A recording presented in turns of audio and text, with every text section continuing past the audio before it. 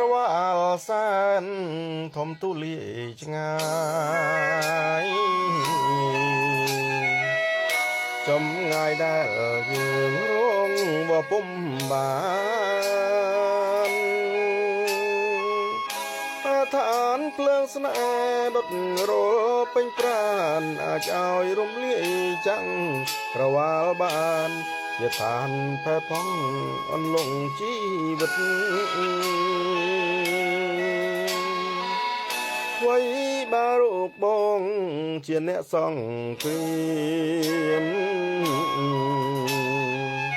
សាច់ជាបូជាជូនផែនដីពិតតែបើភ្លើងស្នេហ៍ចូលមកសន្ធិដ្ឋប្រែคล้ายជាល្អងទូលីដែលឥតចោះចាញ់ជីវិតដួងចិត្តក្លោតសា